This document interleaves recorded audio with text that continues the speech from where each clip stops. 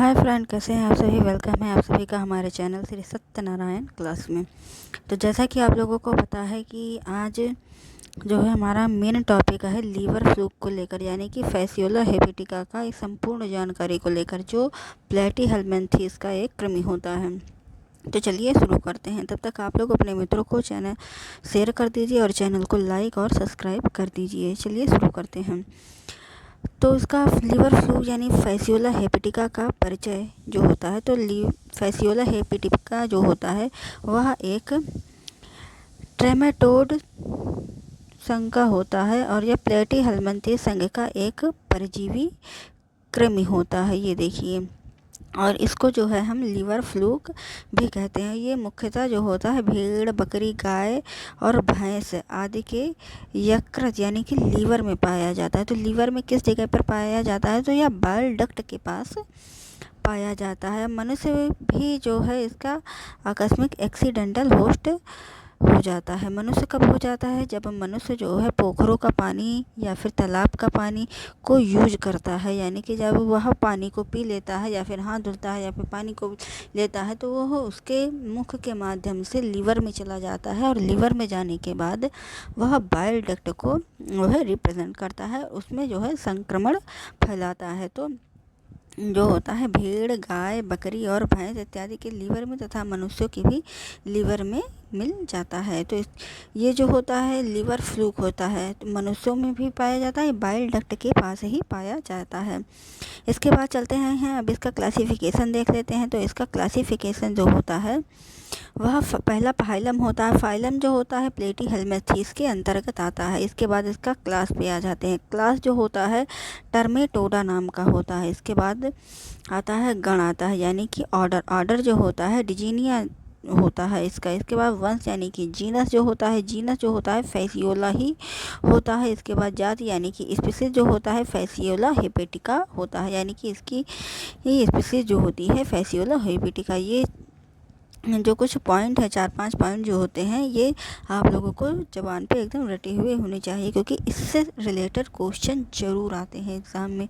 कुछ ना कुछ इससे रिलेटेड ज़रूर ही पूछे जाएंगे, कुछ नहीं तो इसका लार्वा ही पूछा जाएगा या फिर इसका जीवन चक्र पूछा जाएगा। इससे रिलेटेड 1-2 क्वेश्चन ज़रूर आएंगे, तो आप लोग इसको दोबारा से देख लीजिए।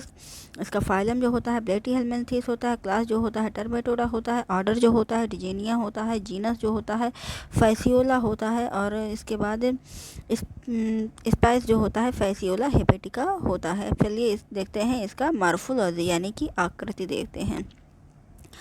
तो इसकी आकृति जो होती है वह पत्ते के आकार का चपटा टाइप का होता है, और यह 2 से 3 सेंटीमीटर तथा चौड़ाई जो होती है 1 से 1.5 सेंटीमीटर के माने कि 1 से 1.5 सेंटीमीटर तक होती है, जो शकर में पाए जाते हैं। ये इस तरीके का होता है। देखिए अभी हम डायग्राम इसका बनाते हैं। ये जो होता है ये ऐसे करके ऐसे, और इसके बाद ऐसे होता है। यहाँ पर इसका मुख होता है जो शकर टाइप का होता है। मुख कैसा होता है, शकर टाइप का होता है।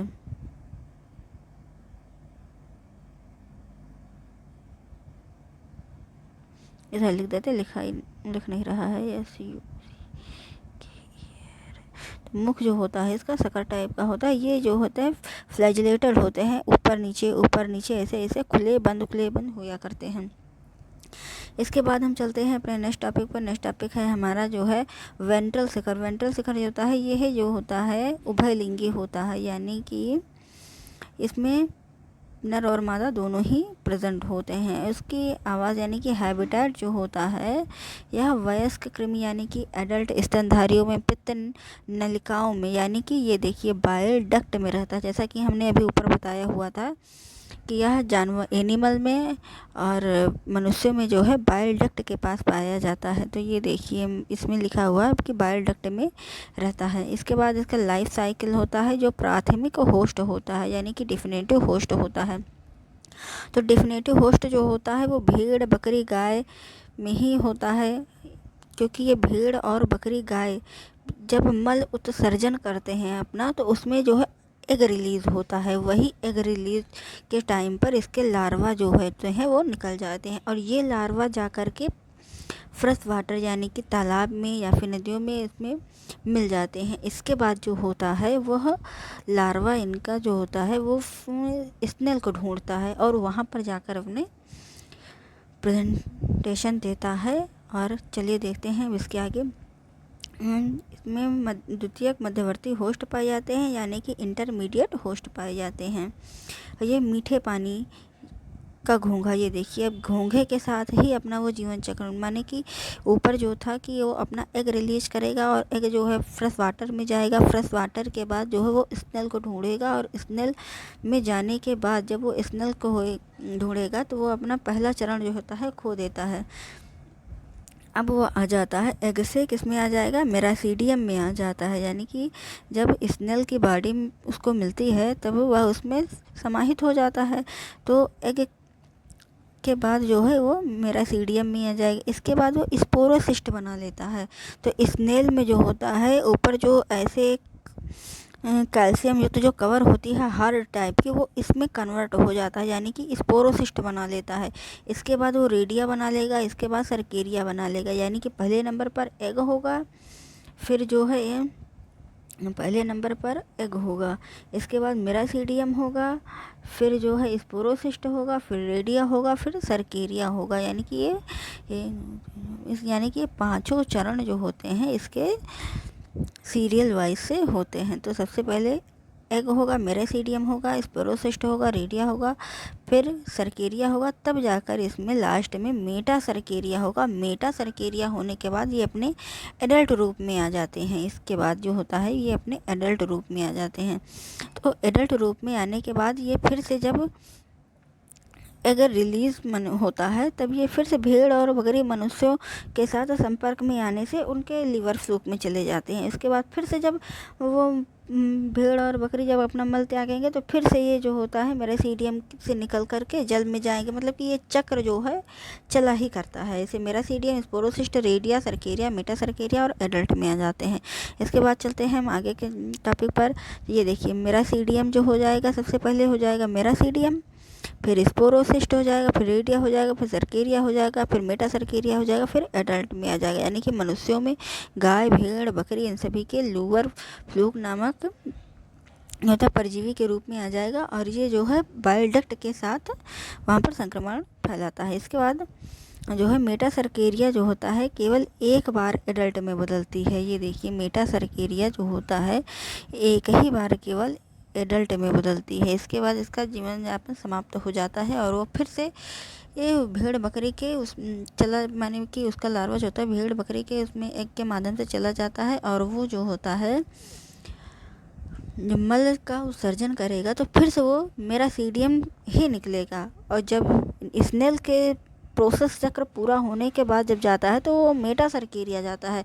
और जब भेड़ बकरी के एग से निकलता है तो वो जो होता है ये देखिए मेरासीडियम हो जाता है। यानी पहली स्टेज इसकी जो होगी वो मेरासीडियम की होगी पहली स्टेज। इसके बाद तब जाके वो स्नेल की बॉडी को ढूंढेगा। अब यहाँ से स्नेल की बॉडी से स्पोरोसिस्ट बनाएगा, रेडिया बनाएगा, सर्केरिया बनाएगा। सर्केरिया के बाद जब वो जो है फ्लैजिलेटेड हो जाएगा तब जाके मेटा सर्केरिया बनेगा। अब यहाँ से जो है वो एडल्ट रूप में आएगा और मनुष्य, मतलब कि मनुष्य के, गाय के, भैंस के, भेड़ के, बकरी के, इन सभी के लीवर के साथ कांटेक्ट करके उसके बाइल डक्ट में समाहित हो जाएगा। अब मेटा सर्केरिया जो है एक ही बार बदलती है लेकिन ये जलीय पौधे को खाने से संक्रमित होती है। यानी कि घास वास जो माने कि जैसे कि मेटा सर्केरिया वहाँ पर रिलीज करती है। इसके बाद फिर जब वो गाय भैंस जो होती है अगर उस घास को, उस एरिया को खाएगी तो उसके माध्यम से वो उसके लीवर में जाएगा जिससे वो संक्रमण फैलेगा। इसके बाद जो होता है रोग फैसिओलाइसिस रोग उत्पन्न कर देता है। अब मनुष्यों में अगर होता है तो मनुष्यों में अगर ये रोग हो जाता है तो इससे पेट दर्द हो जाएगा, बुखार हो जाएगा, यकृत में सूजन आ जाएगी, पीलिया हो जाएगा। यानी कि लीवर संबंधित जितने भी डिजीज़ होंगे सारे के सारे इसके लक्षण प्रेजेंट होने लगते हैं।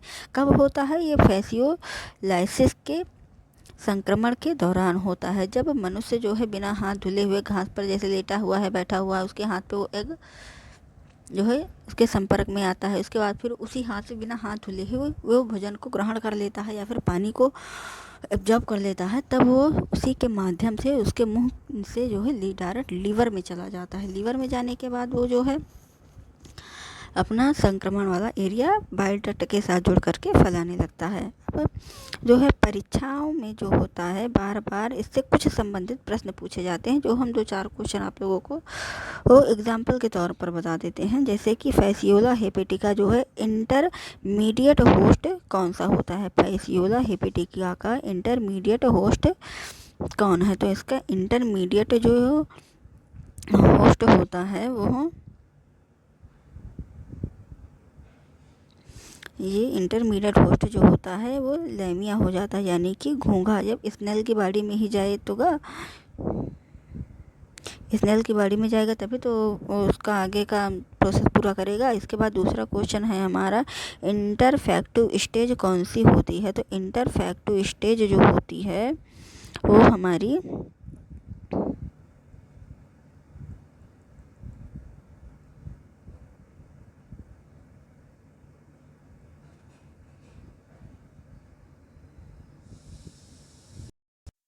तो इंटरफेक्टिव स्टेज जो होती है वहाँ हमारी जो होती है मेटासर्केरिया होती है। इंटर वाली जो होती है ये मेटासर्केरिया होती है। इसके बाद डिफिनेटिव होस्ट जो होती है वो सिर्फ भेड़ में डिफिनेटिव होस्ट में होती है। इसके बाद आता है एडल्ट कहाँ पर पाया जाता है? तो अब एडल्ट वाला संक्रमण अभी हमने जैसा कि ऊपर बताया हुआ था, तो कि एडल्ट का जो संक्रमण होता है वह बाइल डक्ट के पास जाकर ही ये संक्रमित करेगा। तो फैसियोला हेपेटिका जो है बाइल डक्ट में ही जाकर संक्रमित कर देता है। इसके बाद फैसियोला हेपेटिका किस वर्ग का सदस्य होता है? तो यह टर्मेटोडा का सदस्य होता है। तो अभी जैसा कि हमने बताया था आप लोगों को, ये देखिए ऊपर कहाँ का सदस्य होता है, 1 मिनट, ये होता है, ये देखिए मेरासीडियम स्पोरोसिस्ट सर्केरिया मेटासर्केरिया का सदस्य होता है। ये देखिए वर्गीकरण, ये देखिए किसका सदस्य होता है? फैसियोला का सदस्य होता है। इसके बाद जो होता है ये देखिए क्लास जो होता है टर्मेटोडा का होता है। अब चलते हैं अपने नीचे वाले टॉपिक पर। तो नीचे वाला टॉपिक जो है हमारा सर्केरिया के बाद कौन सी अवस्था आती है? तो इसका सीक्वेंस मैंने अभी कहा था आप लोगों से, ऊपर सीरियल वाइज याद कर लीजिएगा। तो सर्केरिया के बाद जो आएगी वो मेटा सर्केरिया हो जाएगा, यानी कि सर्केरिया और मेटा सर्केरिया आ जाएगा। इसके बाद जो आएगा वो एडल्ट होगा। अब फैसियोला हेपेटिका कौन सा रोग उत्पन्न करता है? तो फैसियोलाइसिस, यानी कि तेज बुखार हो जाएगा, पेट दर्द हो जाएगा, पीलिया हो जाएगी, ये सभी रोग उत्पन्न कर देते हैं। इसके बाद जो होता है, अब इसका कुछ मेन टॉपिक फिर से एक बार रिवीजन के तौर पर फटाफट देख लेते हैं। तो इसका जो रिवीजन टॉपिक हो जाएगा, सबसे पहले क्या था? एग था, मेरासीडियम था, स्पोरोसिस्ट था, रेडिया था, सर्केरिया था और मेटासर्केरिया था और एडल्ट था। यानी कि अब वो मैन में, काऊ में, भेड़ में, बकरी में, इन सभी में जाएगा। इसके बाद बाइल डक्ट को संक्रमित करेगा फैसियोलाइसिस के पर। अब ये देखिए इसका डायग्राम के तौर पर कुछ है। पहला सबसे पहले ये देखिए एग हो जाएगा, एग कहाँ पर रिलीज़ होगा? इसके बाद एग जो है वाटर में चला जाएगा, वाटर में जाने के बाद मेरासीडियम आएगा, मेरासीडियम के बाद जो मतलब कि मेरासीडियम ये क्या है? लार्वा है।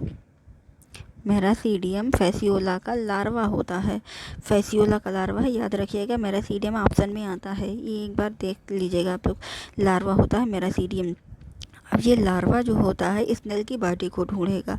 अब स्नेल की बॉडी को ढूंढने के बाद जब उसे स्नेल मिल जाता है तब वह जो है स्पोरोसाइट बनाता है, स्पोरोसाइट बनाएगा, मतलब कि स्नेल की बॉडी के साथ एंटर कर जाएगा। इसके बाद वह रेडिया बनाएगा, रेडिया के बाद सर्केरिया बनाएगा। अब लार्वा जो है leave snail and swimming water, मतलब अब जो ये सर्केरिया है अब ये इसको उत्सर्जन के माध्यम से बाहर निकाल देगा। अब ये जो लार्वा था मतलब कि ये जो है निकालेगा सर्केरिया। सर्केरिया जो होता है फ्लैजिलेटेड होता है, ये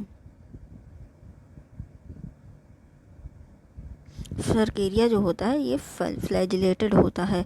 अब ये जो है वाटर में जाएगा तो स्विमिंग करेगा। अब स्विमिंग करेगा तो स्विमिंग करते करते कुछ बाहर भी आएगा तालाब से उससे, तो तालाब से आने के बाद अब ये बाहर आकर ये मेटासर्केरिया का रूप धारण कर लेता है।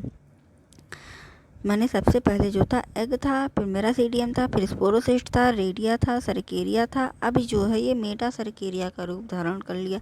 मतलब कि एक ही उसमें 4-5 बार इसने अपना रूप बदला। ये बार बार अपना स्वरूप ही बदल रहा है। अब इसे मेटासरकेरिया कर लिया। मेटासरकेरिया के बाद जो होता है ये प्लांट में जाएगा, घास पर जाएगा, वहाँ से मनुष्यों में जाएगा। वही घास अगर गाय भैंस या फिर भेड़ बकरी खा लेती है तो फिर से ये उन्हीं के लीवर में चला जाता है और उसे संक्रमित करता है। और भेड़ और बकरी गाय जो होती है वो उस एग को रिलीज कर देती हैं। फिर से जो होता है मेटासरकेरिया के माध्यम से फिर से रिलीज हो जाता है। तो ये जीवन चक्र ऐसे ही चला करता है। लेकिन मनुष्यों में रिलीज नहीं हो पाता है ज़्यादातर तो उसमें ये संक्रमित हो जाते हैं, जिससे कि हमें पीलिया, तेज बुखार, दर्द जो हमें डॉक्टर को दिखाना पड़ जाता है। अब जो होता है ये देखिए इसका डायग्राम हम इसका आप लोगों को दिखाते हैं। अब इसका डायग्राम जो है यहाँ से शुरू होता है। ये देखिए सबसे पहले आ जाएगा, क्या आ जाएगा, होस्ट। ये प्राइमरी होस्ट में आते हैं sheep, goat, cattle and human. इसके बाद नंबर 2 पर एग, यानी कि ये दोनों एग रिलीज़ करेंगे। अब एग रिलीज़ के बाद जो होता है इसमें मेरासीडियम बनता है। यही एग में ही इनके मेरासीडियम होता है। अब ये मेरासीडियम जो है वाटर में जाएगा। ये देखिए यहाँ से वाटर में गया। वाटर में जाने के बाद ये भाई साहब स्नेल भाई साहब को रिप्रेजेंट करेगा। अब ये भाई साहब स्नेल भाई साहब को अपने जकड़ में ले लेता है। तो अब इस स्नेल की बॉडी में ये मेरासीडियम जब एंटर करेगा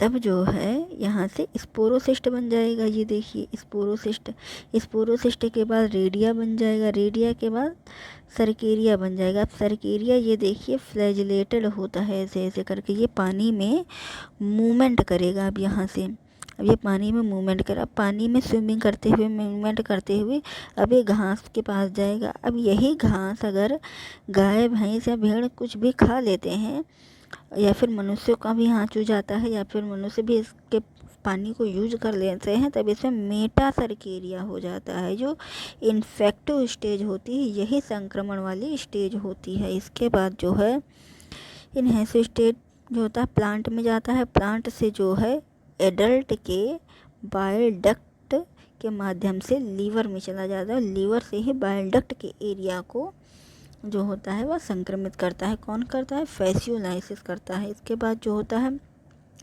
मनुष्य में जाएगा, भेड़ बकरी इन सभी में चला जाता है। इन सभी में जाने के बाद ये फिर से अपना एग रिलीज करेंगे। फिर से ये चक्र जो होता है ऐसे ऐसे चला ही करेगा। मतलब कि फिर से ये चक्र जो होता है इधर से इधर, मैंने फिर से ये चक्र एग करेगा, मेरासीडियम करेगा, स्नेल करेगा, स्पोरोसिस्ट करेगा, रेडिया करेगा, सरकेरिया करेगा और मेटासरकेरिया करेगा, एडल्ट में करेगा। उसके बाद फिर ये ऐसे ही जीवन चक्र इसका चला ही करेगा। मतलब ये 5 बार अपनी अवस्थाओं को चेंज करते हैं। कौन चेंज करता है? फैसियोला लीवर फ्लूक चेंज करता है। ये भाई साहब जो होते हैं 5 बार अपनी आप को चेंज करेंगे। तो सबसे पहले जो करेंगे वो करेंगे एग को करेंगे, फिर मेरासीडियम को करेंगे, फिर स्पोरोसिस्ट को करेंगे, रेडिया को करेंगे, सरकेरिया को करेंगे और मेटासरकेरिया को करेंगे और एडल्ट को करेंगे। इनका सीक्वेंस जो है आप लोग एक सीरियल वाइज से याद रखिएगा, क्योंकि ये जो है एग्ज़ाम में हो सकता है मैचिंग के तौर पर या फिर इसे जो है सीरियल वाइज से लगाने के लिए भी बोलते हैं, ऊपर नीचे क्रम दे करके हो सकता है इसको दे दें, क्योंकि ये इसका मोस्ट इम्पॉर्टेंट क्वेश्चन है। ये इसका मोस्ट इम्पॉर्टेंट क्वेश्चन है फैसियोला हेपेटिका का। लार्वा वाले तो वैसे भी इम्पॉर्टेंट होते ही हैं, तो आप लोग इसको एक बार देख लीजिएगा। तो अंडा, मेरासीडियम, स्पोरोसिस्ट, रेडिया, सरकेरिया, मेटासरकेरिया और एडल्ट। तो इसके डायग्राम से आप लोगों को बहुत सहायता मिली होगी। इसका डायग्राम एक बार देख लीजिएगा। बार बार ये अपने स्वरूप बदलता है। इसके स्वरूप अगर आप लोगों को याद ना हो रहा तो भोजपुरी का एक गाना है, छन छन बदले तोहरो मिजाज, एकदम सेम उसी तरीके से ये बार बार अपने आप को बदलते रहते हैं।